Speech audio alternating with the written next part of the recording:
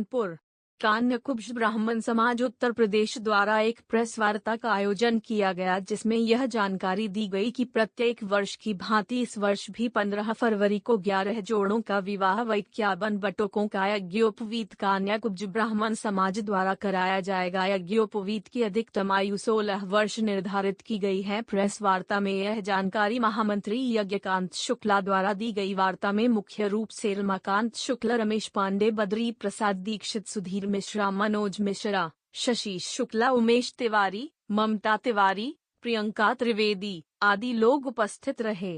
मेरा बद्री प्रसाद दीक्षित यहाँ उपाध्यक्ष इन्होंने बना रखा है। और मेरा कहने का मतलब ये है कि देखिए, इसका मेन उद्देश्य ये है कि जैसे गरीब आदमी हैं, अपनी बेटी की शादी नहीं कर पा रहे हैं, लड़के वाले उनकी शादी नहीं हो रही है, तो उनके जोड़ा चयनित होते हैं और चयन होने के बाद में फिर यहाँ रजिस्ट्रेशन होता है। तो उसमें मेन ये है कि किसी गरीब की कन्या पैसे के अभाव में वो शादी टाइम से हो जाए। दूसरी बात, इसमें जितना अब यज्ञकांत जी कह चुके हैं कि जितना भी जैसे हम लोग अपने यहाँ करते हैं, जो समृद्ध लोग शादी करते हैं, उसी तरह शादियाँ होती हैं। पूरा सामान दिया जाता है, यहाँ तक बायना तक दिया जाता है। जैसे बारात आती है, उनका स्वागत होता है, चढ़ाई होती है, जयमाला होती है, फिर भौरी पड़ती हैं, मतलब पूरी जैसे आम जनता की शादी होती है उस तरह से ये सब होता है यहाँ। और ज़्यादा से ज़्यादा लोग आते भी हैं और उनकी खाने पीने की सब जो भी आते हैं उनकी भी व्यवस्था होती है। तो ये है कि किसी को कोई दिक्कत न हो, गरीब ये न सोच पाए कि भाई मेरी लड़की शादी बगैर पैसे के नहीं हो रही है। तो इसलिए इसका मेन उद्देश्य ये है। संस्था का महामंत्री यज्ञकांत शुक्ल, कानपुर ब्राह्मण समाज उत्तर प्रदेश संस्था जो हमारी है, विगत 31 वर्षों से सामूहिक यज्ञोपवीत और विवाह संस्कार का आयोजन करती आ रही है। इस बार ये हमारा 32वां आयोजन होने जा रहा है और प्रत्येक वर्ष लगभग हमारे 11 कन्याओं का लक्ष्य होता है और 51 बालकों का, बटकों का यज्ञोपवीत संस्कार का भी लक्ष्य लेके चलते हैं।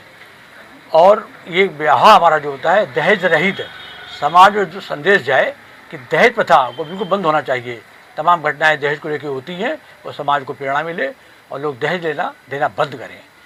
और इन कन्याओं को हम लोग उपहार स्वरूप काफ़ी सामान देते हैं। अलमारी, पलंग, गद्दा, तकिया, गैस चूल्हा, प्रेशर कुकर, सिलाई मशीन, ड्रेसिंग टेबल, इस तरीके से पचाल के बर्तन, दरवाजे के बर्तन, मतलब एक कन्या को पर्याप्त गृहस्थी की शुरुआत करने के लिए हम सामान देते हैं। ये संस्था कितने वर्षों से कार्य कर रही है? 31 वर्ष पूरे हो गए। ये 32वां आयोजन हमारा होने जा रहा है। ये कहाँ पर? शिवाजी नगर हमारा जो क्षेत्र है, रंगोली के ठीक सामने, वहीं पर एक भवन भी है, गेस्ट हाउस है। उस भवन में हमारी कन्याएं ठहरती हैं, ऊपर वर ठहरते हैं। और जो पार्क है हमारा, वहाँ पर जयमाल की प्रक्रिया और हमारे शहर के गणमान्य सारे सांसद, विधायक, सबका आशीर्वाद मिलता है, चाहे कोई भी हो। हमारे यहाँ एक चीज़ और भी है, हमारी संस्था सब सनातन है। तो बात अलग है कि हम ब्राह्मणों का विवाह कराते हैं, लेकिन हमारे यहाँ सभी वर्ग के लोग आते हैं। विवाह ब्राह्मणों का, यज्ञोपवीत ब्राह्मणों का, लेकिन प्रबुद्ध वर्ग सम्मेलन जो है, सम्मान समारोह, उसमें सभी वर्ग के लोग हमारे आते हैं, चाहे किसी कास्ट का हो।